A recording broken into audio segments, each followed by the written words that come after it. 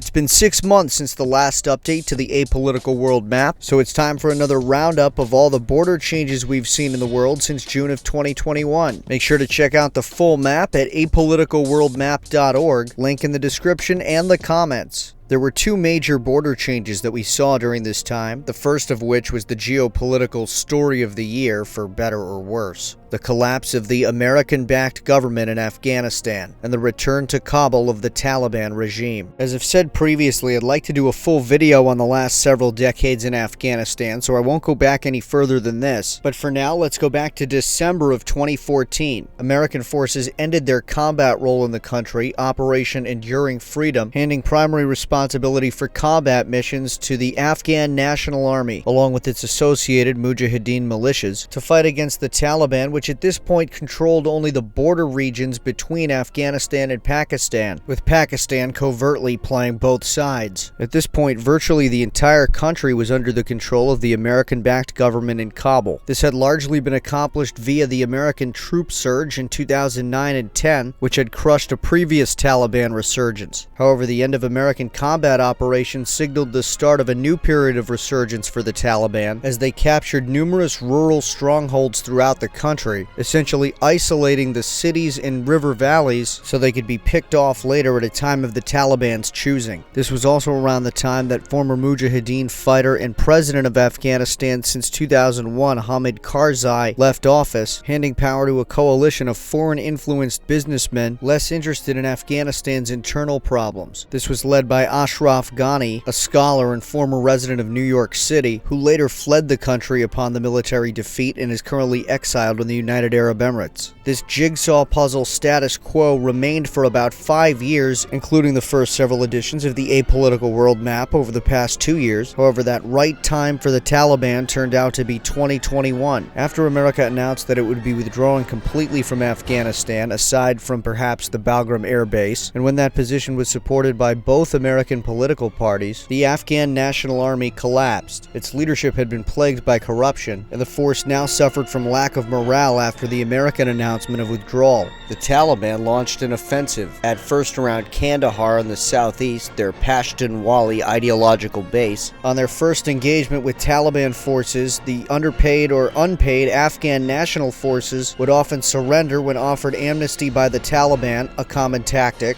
or if they had the option, simply flee, as many soldiers did to Tajikistan and other points north. Meanwhile, the Mujahideen forces, long allied to the Afghan government in Kabul against the Taliban, now had choices to make. Many of the regional generalissimos had previously retained their power under the control of the first Taliban regime. Faced with this prospect again, many saw it as the only avenue to maintain their regional authority. One who did not was Ahmad Massoud. The de facto leader of Panjshir was the son of the Lion of Panjshir, Ahmad Shah Massoud, who made the Panjshir Valley a hornet's nest for the Soviet Union, defended Kabul from the bombing of rival warlords, and finally represented the last vestiges of the non-Taliban Mujahideen regime, holding out in Panjshir and other northern areas for the entirety of the Taliban's first stay in Kabul, thus keeping the Northern Alliance areas under the control of the old regime, which then formed the basis for the new Afghan government following the American intervention in 2001. Massoud was killed, however, 2 days before the September 11th attacks as a favor from al-Qaeda to the Taliban, in return for allowing al-Qaeda to conduct their international terrorist attacks from Taliban territory. However, Massoud's Northern Alliance and the previous regime it represented helped form the basis for the new Afghan government, which now has itself fallen to the Taliban, and thus it's fallen to Massoud's son to start up a second Northern Alliance, which he formed along with some members of Ghani's former administration, along with other Mujahideen groups. After the fall of Kabul on August 15th, these forces maintained control of Panjshir for about a month. However, the Taliban took control of most of it in early September, with only a few rural mountainous areas still under the control of the Panjshir resistance. Massoud himself was forced to flee to Tajikistan, where he continues to try to gather forces for this second Northern Alliance. Meanwhile, just days after the fall of Kabul to the Taliban, the chief of the Pakistani Inter Services Intelligence was spotted hitting it off with Taliban officials in a Kabul cafe. That being said, and despite the fact that the Pakistanis did recognize the original Taliban regime, they have thus far not diplomatically recognized the new Taliban government, nor has any other country in the world. But of course the Apolitical World Map cuts through that, and so this new Taliban regime does have problems to deal with, not only the remnant Northern Alliance hideaways in the Panjshir Valley, but also the Islamic State and its Khorasan affiliate. They of course caught off guard both the Taliban and the American forces with their attack on the Kabul airport, although they've largely been pushed back by both the Republican Afghan government and the Taliban. The Islamic State does continue to hold a small territorial stronghold in the extremely hard-to-reach Korangal, a region considered even more impervious to centralized control than Panjshir. Like the Panjshir rebels, the Islamic State has been backed into a corner and occupies only the most remote outposts of this already hard-to-reach area. However, unlike the Panjshir rebels, the Islamic State will have virtually nobody else in the world on their side.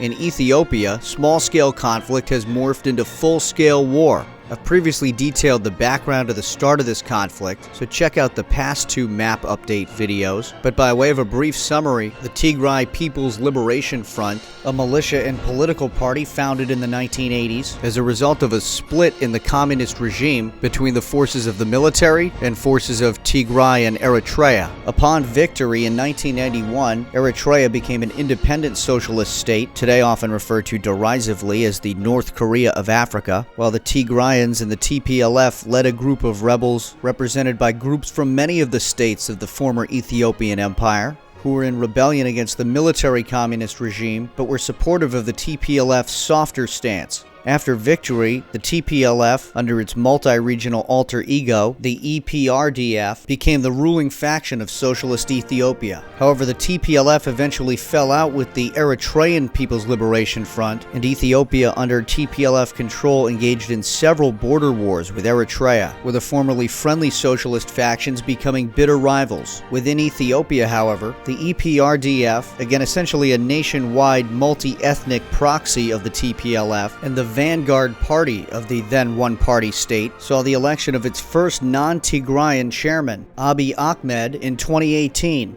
Abiy quickly won the Nobel Peace Prize for settling the dispute with Eritrea, and later dissolved the EPRDF, abandoning socialism in favor of a classicalist prosperity party. The TPLF had essentially been ousted from within after 17 years in power. However, despite much of the rest of the country following the lead of Abiy Ahmed, the Tigray Regional National State remained a one-party state under TPLF control. They do hold nominal elections, which became the point of contention in 2020, as Abiy Ahmed canceled the nationwide elections due to nominally the coronavirus, though he's been accused by some of enacting a power play. But in any case, the TPLF went ahead and had their own regional elections in Tigray, prompting condemnation from Abiy Ahmed and the central government in Addis Ababa. The TPLF then attacked an Ethiopian military base, effectively declaring the Tigray state to be in rebellion, and subsequently setting up the Tigray Defense Forces, which included the forces of the TPLF along with several smaller Tigrayan factions. A year ago at this time, we saw how the Ethiopian government had just recaptured Tigray in about a month-long campaign, declaring the transitional government of Tigray in the state's capital of Mekelle. However, the TPLF, which still claimed its elected authority over the Tigray National Regional State and controlled the state's administration, although being declared an illegitimate government and a terrorist group by Addis Ababa, had fled Mekelle and announced they were transitioning to guerrilla warfare, at least for a time. This saw some successes throughout the spring for the TPLF, and we saw 6 months ago in the June update that they had indeed recaptured rural territories, beginning in the mountains and then expanding into river valleys. Meanwhile, Eritrea got involved, with the TPLF's former allies taking control of northern parts of Tigray. It should also be noted that various atrocities have been committed by all sides fighting in this war. Morale quickly fell for the Ethiopian federal troops, and the TPLF eventually captured enough territory to come out of rural areas and eventually to recapture Mekelle and subsequently resume the ground campaign. Within a matter of weeks, they had retaken all of Tigray, with the northwest remaining as traditionally under the control of smaller local groups. The TPLF also formed an alliance with the Oromo Liberation Army, an Oromo militia group based in Oromia State, although not holding power there. The TPLF declared an alliance of the so-called Confederalist forces, mainly this Oromo Liberation Army, along with the TPLF and Tigray Defense Forces. The Oromo Liberation Army then seized control over mostly rural areas, but a few towns as well. And in fact, their presence near Addis Ababa prompted a defense of the capital. However, the bigger threat to the capital came from the north, where the well-organized Tigray Defense Forces launched an offensive into the state of Amhara, whose own defense forces took the side of the Ethiopian central government, with the Tigrayans capturing most of the rivers and population centers in the state's east and executing raids from Amhara to the east into the state of Afar. This was the case on the map's published date of December 1st, and at that time it appeared that Addis Ababa could potentially fall to the rebel forces, and that all of Ethiopia might soon be under TPLF control. It looked for a moment like Abiy Ahmed may have to make reservations at that same hotel where Ashraf Ghani is exiled. However, at that point, Abiy Ahmed made a choice that may have turned the fate of the war.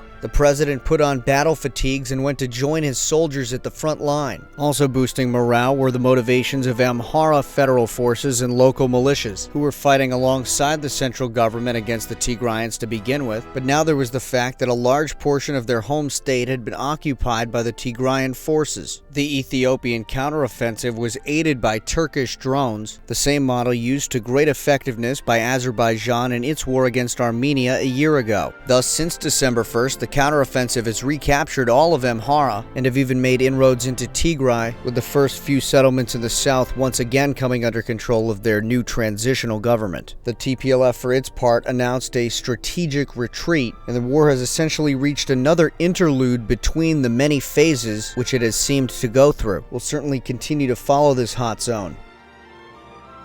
In Yemen, the battle for Marib between the Saudi-backed President Hadi and the Iranian-backed leader al-Houthi has continued to rage and has essentially turned into a siege, with a ring of defensive positions to the west of Marib being defended by the Saudi-backed forces, and the largely surrounding Houthi forces launching several attacks and offensives. Meanwhile, in the south, the Saudi-backed Hadi government has lost territory to the United Arab Emirates-backed South Yemen Movement government, based in Aden, which captured several territories to the north of Aden, bordering on the front lines with the Iranian-backed Houthis, whom the forces of Riyadh and Abu Dhabi are supposed to be allied against, even as they wage their own standoff against each other in the south.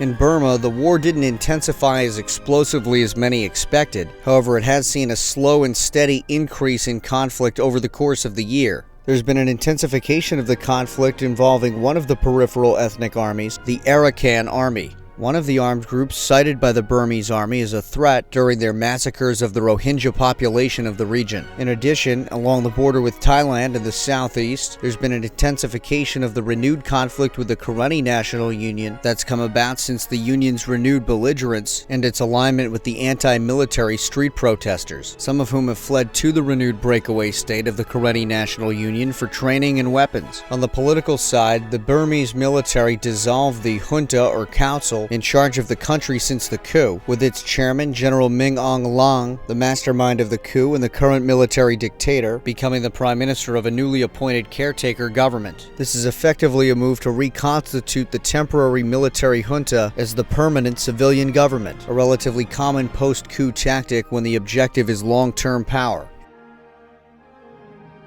In the Sudan, which had seen longtime dictator Omar al-Bashir ousted by the military in 2019, the state was officially headed by the Sovereignty Council, effectively a united front between the military and street protesters. However, on October 25th, the council's chairman, General Abdel Fattah al-Burhan, who had initially held power briefly following the coup against Bashir in 2019 before handing over to the Sovereignty Council, staged another coup and retook power for himself as the chairman of the new Transitional Sovereignty Council, which, unlike the previous Sovereignty Council, doesn't actually have sovereignty. Sovereignty instead rests in the council's chairman, General Burhan, who's effectively using the council as an appointed cabinet. He arrested the former coalition partners of the military, including the former prime minister under the Sovereignty Council, Abdallah Hamdok.